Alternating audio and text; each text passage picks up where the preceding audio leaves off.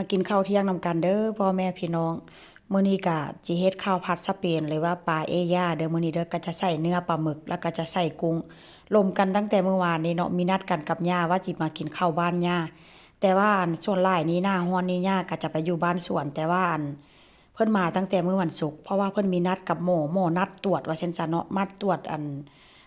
ตรวจตาเพิ่นนั่นแหละเพราะว่าเพิ่นตาเพิ่นผ่าตัดว่าซั่นซะ แล้วก็ได้ปลาหมึกมารวมกันกับย่าแล้วก็บอกว่าย่าบ่ได้ซื้อปลาหมึกเด้อเพราะว่าส่วนหลายเพิ่นก็มาตั้งแต่เมื่อวันศุกร์พี่น้องเพิ่นก็เลยแบบว่าบ่ได้ซื้อหยังมาแต่วันศุกร์แล้วก็วันจันทร์ก็ต้องกลับบ้านสวนจังซี่น่ะเนาะถ้าหากว่าเป็นหน้าร้อนนี่ส่วนหลายก็จะไปอยู่บ้านสวนเป็นส่วนหลายแต่ถ้าหากว่าหน้าหนาวเพิ่นก็จะกลับมาอยู่ในเมืองคือเก่าพี่น้องแล้วก็รวมกันเนาะหันซั่นค่อยก็สิไปซื้อปลาหมึกเด้อย่าเด้อมื้อนี้ได้ปลาหมึกมาตัวหนึงพี่น้องใหญ่ๆปลาหมึกตัวนี้ก็ ปลาหมึกตัวเดียวนี่ก็ประมาณ300กว่าบาทกิโลนึงประมาณ700กว่าบาทพี่น้องแล้วก็มีไข่พร้อมได้มื้อนี้ก็ถือว่าได้มาค่อนข้างจะสดว่าเช่นซะแล้วก็จะมีแบบว่ามีบักบวบสเปนแล้วก็จะมีหัวหอมใหญ่เด้อพี่น้องแล้วก็มีกระเทียมนี่ย่าก็จะเอาไปใส่กับน้ำมันแบบนี้แล้วเพิ่นก็จะมากะมาตวงเข้าเด้อเข้านี่เพิ่นก็จะใส่ประมาณ2ถ้วยครึ่งหรือว่า2แก้วกาแฟครึ่งว่าเช่นซะ2แก้ว เพราะว่าหันบ้านค่อยในห้องแก้วบางคนก็จะห้องถ้วยเนาะช่องถ้วยกาแฟ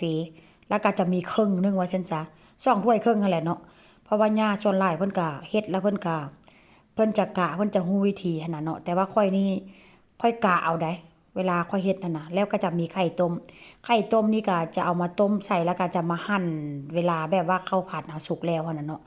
ก็จะเอาไปแต่งหน้ามันเพื่อความสวยความงามแล้วก็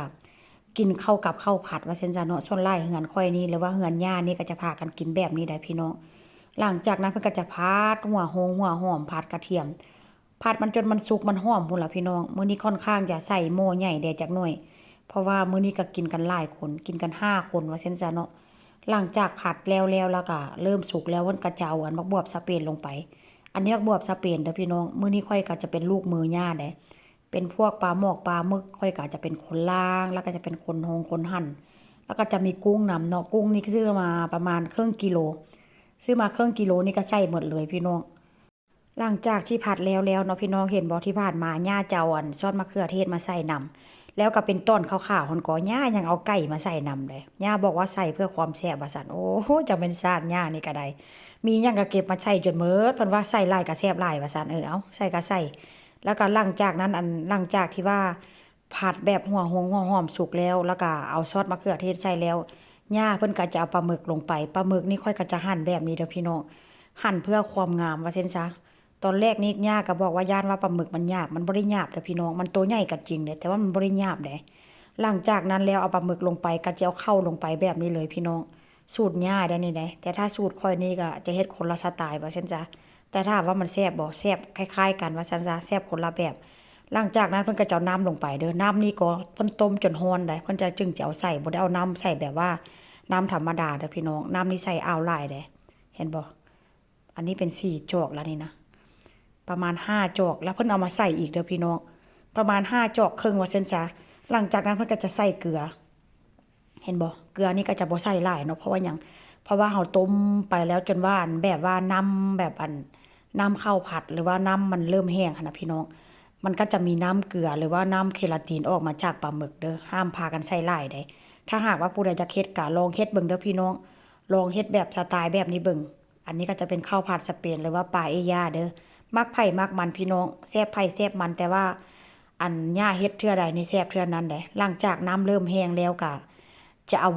กุ้งนี่มาใส่แบบนี้เลยกุ้งนี่ค่อยก็จะแกะกุ้งแกะแบบฮอดหงฮอดหางมันออกได้เพราะว่าหยัง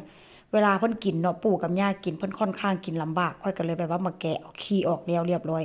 แกะนี่ก็บ่ฮอด2นาทีดอกพี่น้องชาวโรงงานเก่าแกะแป๊บเดียวย่าว่าแกะไวขนาดว่าฉันเห็นบ่ได้หงได้หางแล้วก็ได้คางพร้อมเด้อบางคนแกะกุ้งนี่ก็จะเอาแบบหักหัวมันออกสังเกตเด้อพี่น้องกุ้งหันก็คางมันถ้ามีเนื้อได้คางมันหั่นน่ะบ่แม่นอันแข็งๆได้มีเนื้อได้เห็นบ่คางกุ้งคันมันมีเนื้อเด้อพี่น้องพากันแกะหันบางคนก็แกะเนาะเขาจะเห็นค่อยค่อยเห็นในยูทูบหรือว่าช่องอื่นๆเขาเจ้าแกะหักครึ่งค่อยละเสียดายเพราะว่าหยังค่อยรู้วิธีแกะเนาะเพราะว่ากุ้งหันมันมีคางเห็นบ่ในคางมันหันจะมีเนื้อได้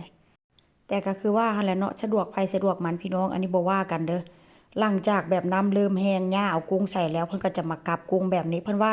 อันใส่ส้อมยัดลงบ่ว่าเส้นยันลงบ่เพิ่นก็เลยบอกว่าบ่ยันก็ได้แล้วแต่ว่าสิเฮ็ดแบบใดย่าเพิ่นก็เลยแบบว่าอันกลับด้านพี่น้องแล้วก็จะเอาไข่ต้มนี่ก็จะหั่นเป็นซีกแล้วก็มาวางแบบนี้เด้อเห็นบ่แซ่บพี่น้องมื้อนี้กินข้าวกินแท้กินว่ากินข้าวตัก2รอบ3รอบย่าบอกว่ากินโลดว่าซั่นตัก3รอบพี่น้องแซ่บคักแซ่บแน่มื้อนี้ก็ เป็นนำบ่ได้กินอาหารเช้าติบ่มาเด้อผู้ใดจะกินข้าวผัดสเปนนำกันเด้อแซ่บขนาดเลยพี่น้อง